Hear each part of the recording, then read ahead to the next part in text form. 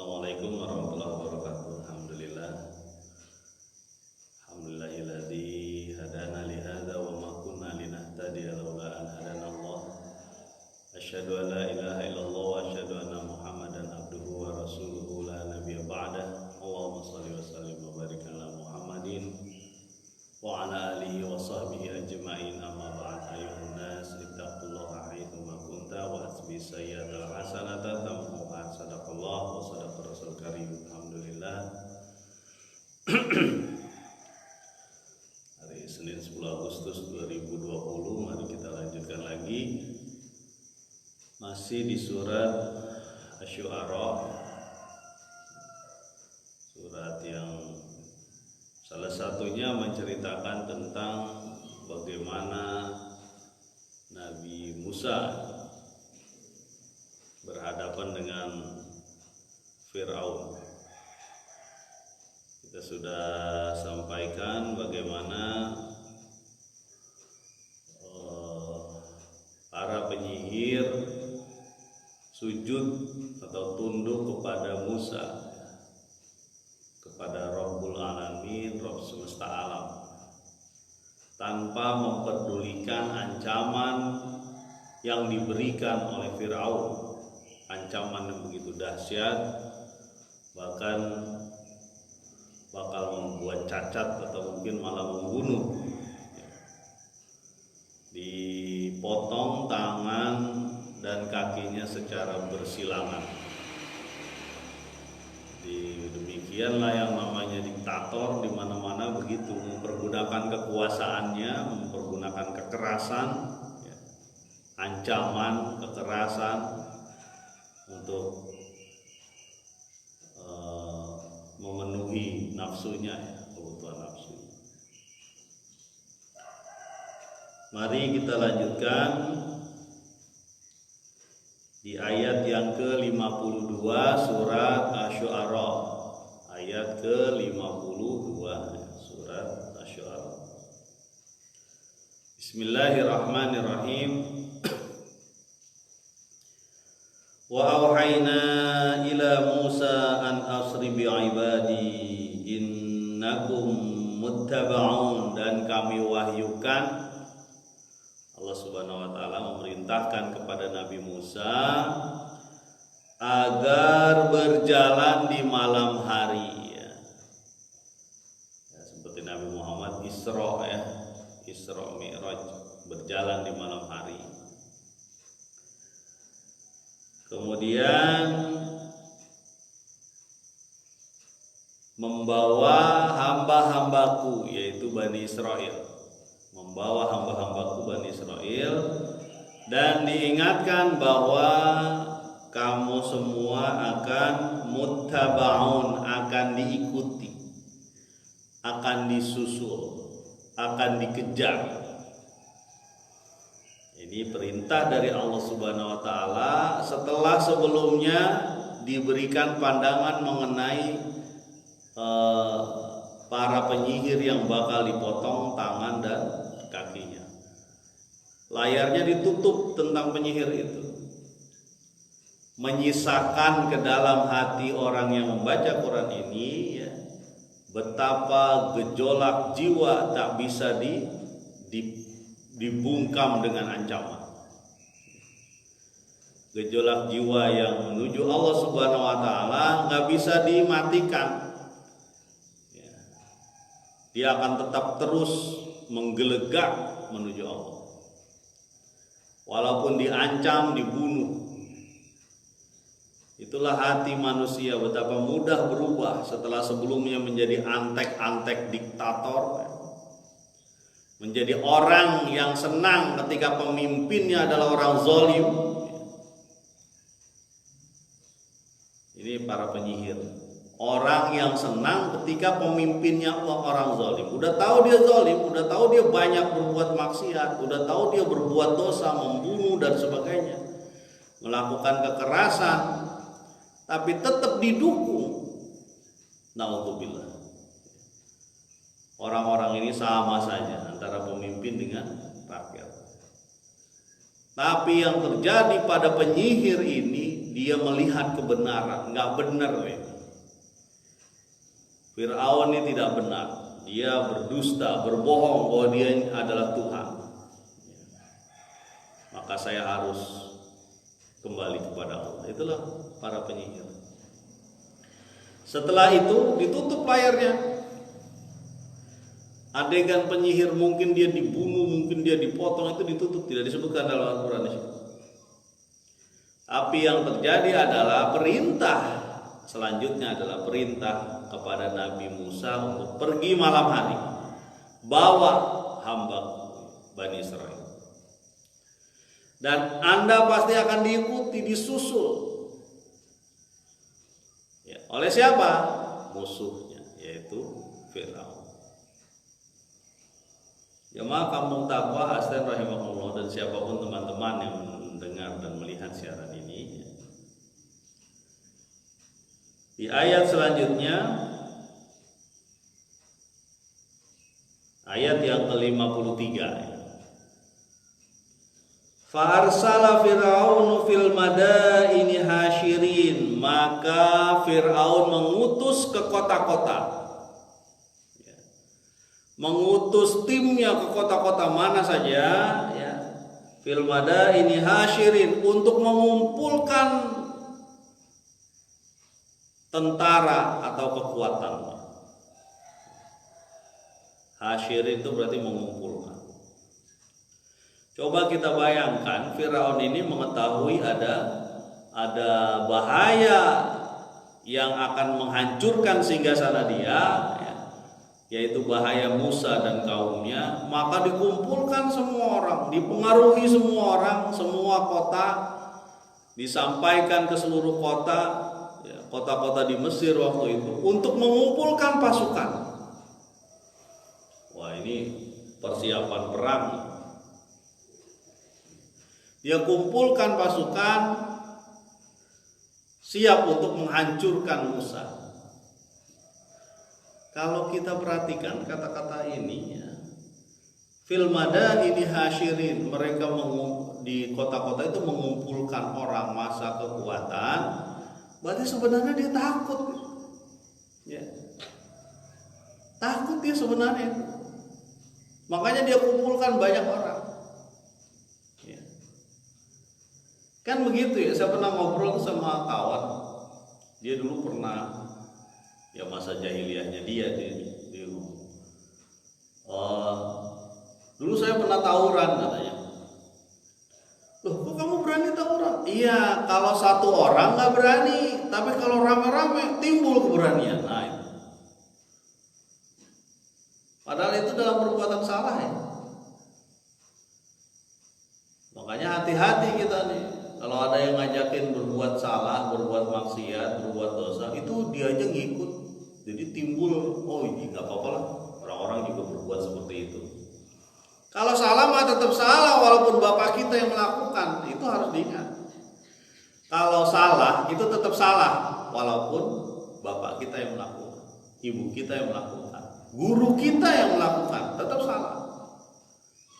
Ya. Kalau ada yang les, kadang-kadang ada orang les nih, kok kamu nggak berhenti sih ngerokok gitu kan? Kiai juga ngerokok. Jangan ngikutin yang salah dong, ngikutin yang benar. Paling tidak kalau hukum rokok itu ada dua, ada yang makruh, ada yang haram. Kalau yang makruh artinya dibenci, boleh, tapi dibenci, karoha, dibenci. Kenapa? Itu kan mubazir. Wah, sekali-kali bahas masalah rokok.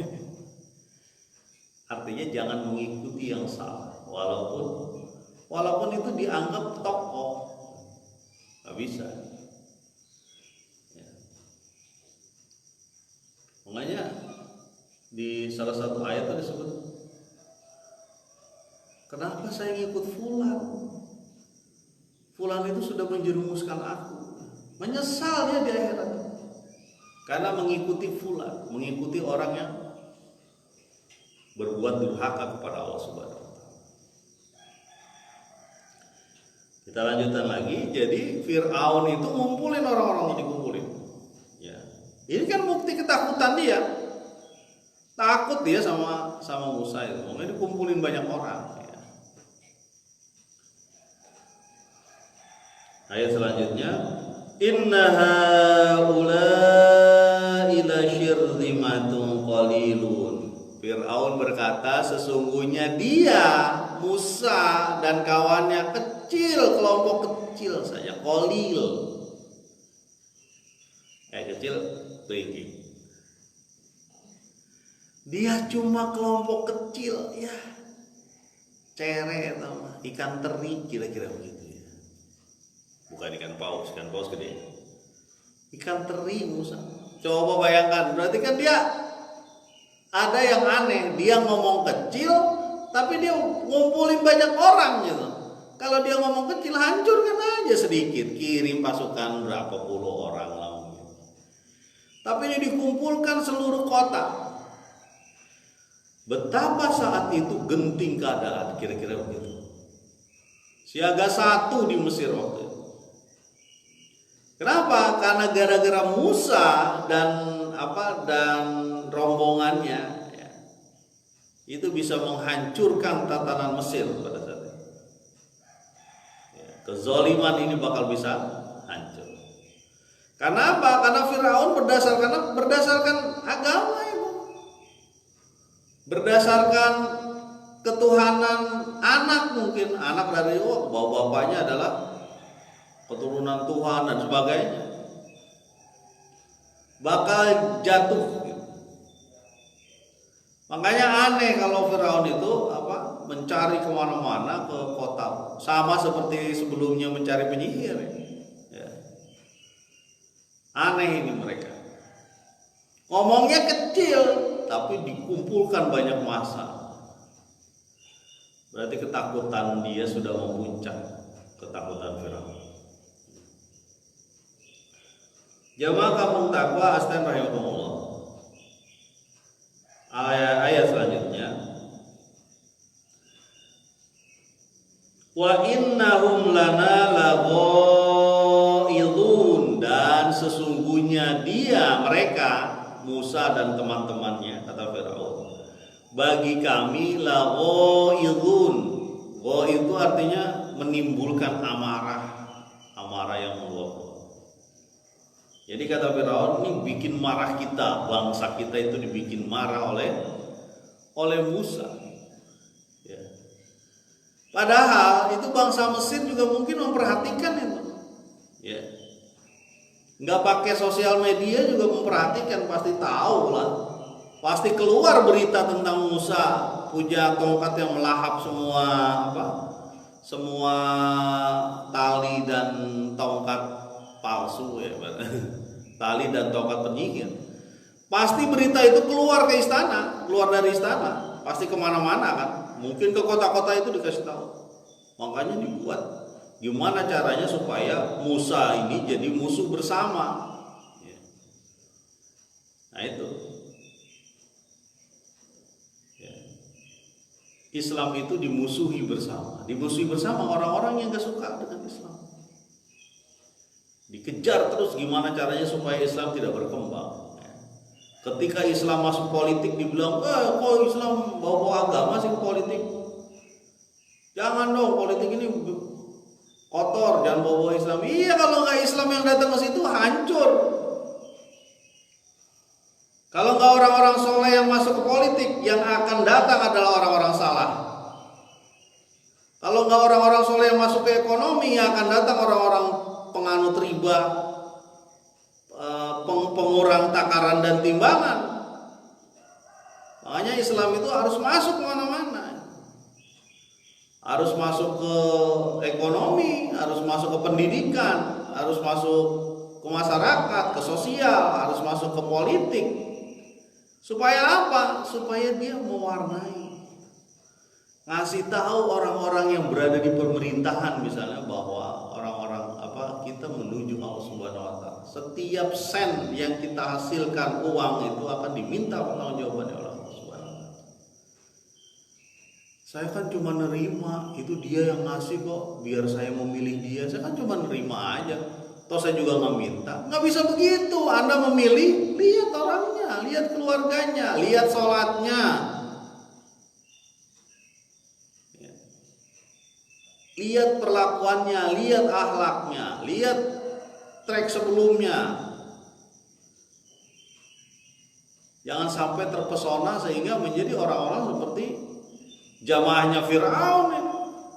Wah, menyebutnya jamaah lagi. Apa namanya? Orang-orang antek-antek kroni-kroni Firaun. Mau kita seperti itu? Ini kan cuma di dunia. Iya, di dunia itu kan mazraatul akhirah. Sebagai apa? Sebagai ladang di akhirat. Setiap yang kita tanam itu nanti kelihatan. Enggak cuma di akhirat, di dunianya udah kelihatan. Orang tua nih, bapak misalnya, bapak kita memilih seseorang ya misalnya. Memilih seseorang untuk yang dia sandarkan perwakilan dia sebagai seseorang dititipkan misalnya ke orang lain. Itu anaknya aja ngelihat, bapak saya memilih si A, bapak saya memilih partai B, bapak saya memilih organisasi X. Itu diketahui sama anaknya dan bisa jadi anaknya nanti ngikut. Repotnya anaknya nggak pakai nalar, nggak pakai apa, nggak pakai ilmu dan iman, ngikut aja. Bapak saya kan milih kayak gitu, saya juga milih kayak gitu. Belum tahu bapaknya memilih yang salah. Alhamdulillah. Kita lanjutkan lagi. Jadi Musa itu disebut rombongan yang membuat marah semua bangsa, seluruh bangsa. Ya. Kemudian ayat selanjutnya, wa inna lajami'un hadirun. Ya. Dan para penjilat-penjilat Firaun ini ngomong gini nih. Sesungguhnya kami berkumpul, kami bersama-sama hadirun. Hadirun itu artinya ada, berjaga. Kalau bahasa lainnya adalah siap siaga. Tenang aja Firaun. Kita nih orang-orang ini udah siap di seluruh kota kira-kira gitu. Ente mau tunjuk kemana, kita mau datang. Ente bilang menghancurkan Musa, kita hancurkan. Dari seluruh kota disampaikan. Ini para penjilat Firaun yang kira-kira begitu. Ini orang-orang yang tenang aja Firaun, kita semua siap siaga lah, siaga satu lah, khusus untuk menanganin Musa.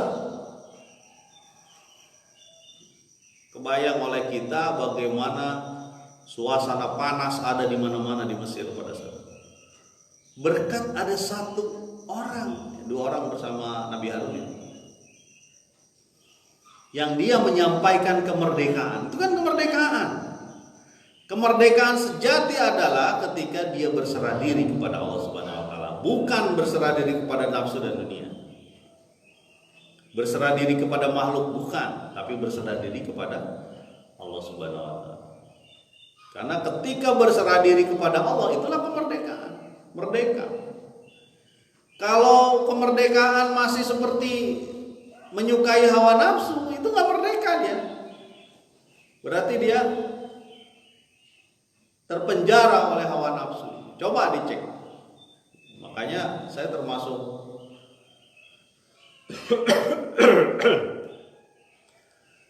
yang hati-hati dalam melakukan perayaan, apapun perayaan. Cek dulu ada manfaatnya.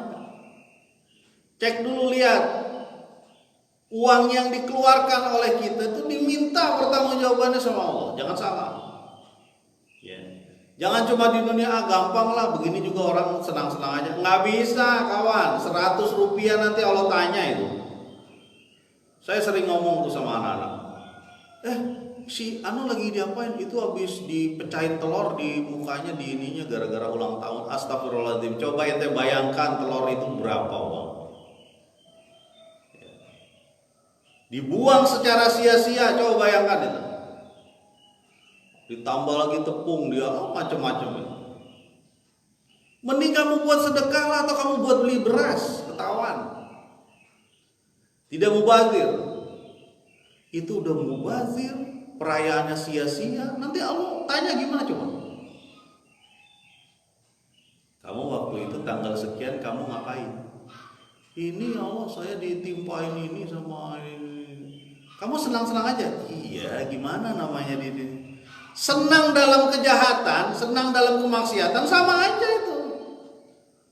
Senang dalam kejahatan atau senang dalam kemaksiatan sama aja. Ya. Makanya alhamdulillah kami termasuk hati-hatilah setiap perayaan apapun, apalagi perayaan yang membazirkan kayak gitu. Ini teman-teman, siapapun teman-teman yang mendengarkan siaran ini ya, coba dicek. Jangan-jangan anak-anak kita ikut-ikutan. Jangankan anak-anak kita, istri kita aja ikut itu juga senang juga kalau anaknya digituin. Astagfirullahaladzim, naudzubillah. Begitupun suaminya senang juga ketika anaknya dilakukan seperti itu. Astagfirullah. Nah, kita sampai di sini. Kita lanjutkan lagi ya. Nah, jadi mereka bilang kita udah siap siaga, santai aja. Pokoknya Musa di mana kita kejar. Ayat selanjutnya ayat 57. Fa akhrajnahum min jannatin wa uyun, dan kami keluarkan dia Firaun dan kawan-kawannya mereka min jannati wa uyun, dari kebun dan mata air. Nah, ini gaya Al-Qur'an dalam berkisah. Disampaikan dulu akhirnya. Sementara kejadian detilnya ketika ditenggelamkan dibelakangin. Jadi disampaikan akhirnya dulu. Akhirnya apa?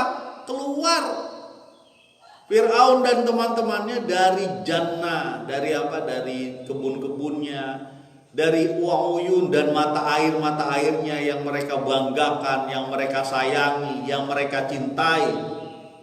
Dikeluarkan, artinya mereka keluar dari nikmat itu dan gak pernah balik lagi. Tak pernah balik lagi Fir'aun setelah itu. Fir'aun tak pernah balik lagi ke tempat itu. Ini pelajaran bagi kita.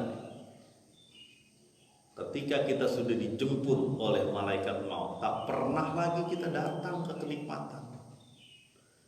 Ya, tak pernah lagi kita datang.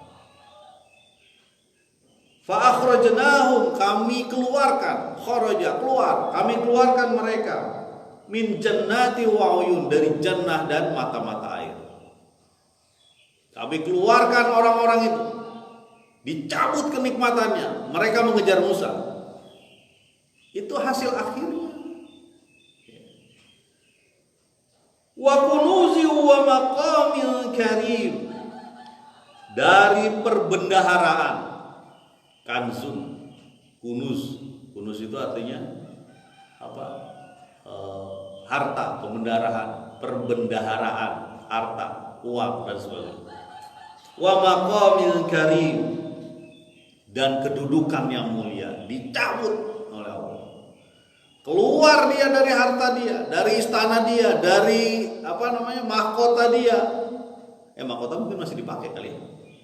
Dari harta dia secara keseluruhan dan kedudukan mulia Fir'aun itu dikeluarkan. Tak akan pernah datang lagi Fir'aun. Ini pengalaman bagi kita. Jangan terpesona dengan uang, kawan. Jangan terpesona dengan uang yang akan menghancurkan kehidupan kita. Jangan terpesona. Jangan pernah terpesona dengan iming-iming. Ya. Kan tadi kita ingat bagaimana penyihir itu dibilang, tenang, ente nggak cuma dapat duit, bahkan dapat jadi orang dekat aku, ring satu aku. Kan biasa tuh dikasih janji-janji ya. Nanti bakal sejahtera lah kalau memilih aku gini. Tenang nih, ada DP-nya gitu, dikasih DP itu orang. Ketika ada pertemuan dikasih uang, kadang dikasih macam-macam. Padahal dia akan menghancurkan gitu.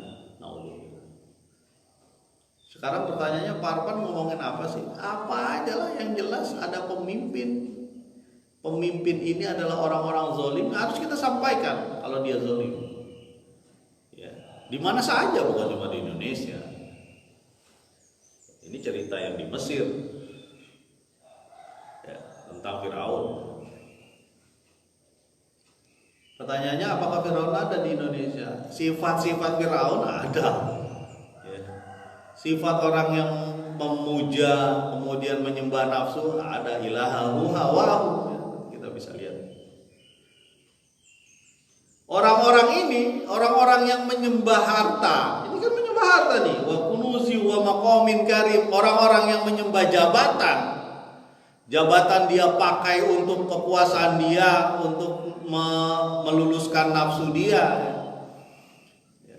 Makanya kata Nabi SAW, perut manusia nggak pernah kenyang dengan harta, kecuali dengan ada tanah di perutnya, maksudnya sudah mati. Kalau dia punya satu gunung emas, dia minta lagi gunung yang lain yang emas juga. Ya.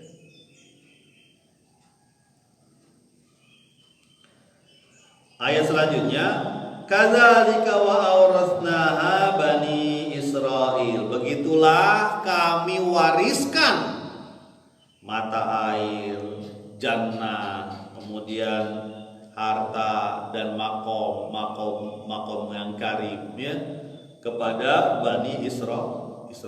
Kita tidak tahu apakah Bani Israel kembali lagi ke Mesir pada saat itu atau diganti Bani Israel yang menguasai banyak harta, banyak. Jadi bisa saja penggantian itu terjadi. Mungkin kita berada di bawah sekarang, tapi nanti Allah jadikan kita di atas. Pada saat itu kita diuji. Dia mau taat apa? Maksiat. Sama Bani Israel juga diuji. Ketika mau masuk Palestina nanti juga diuji. Ya. Wah, masuk ke kota itu sih mau nggak mau, orangnya gede-gede, tinggi-tinggi, gimana kita mau berantem sama dia? Musa, ente aja dah sana sendiri. Sama Tuhan ente gitu, ada ujiannya. Sama seperti kita sholat lah, ada ujiannya kan. Mudah-mudahan kita dari kisah-kisah ini menguatkan kita kembali bahwa Allah Rabbul Alamin, Allah itu Rabb semesta alam. Dia akan melihat terus, mengawasi kita ya, sampai nanti kita dipanggil. Mudah-mudahan bermanfaat. Subhanakallahumma wa bihamdika asyhadu an la ilaha illa anta astaghfiruka wa atubu ilaik. Assalamualaikum warahmatullahi wabarakatuh.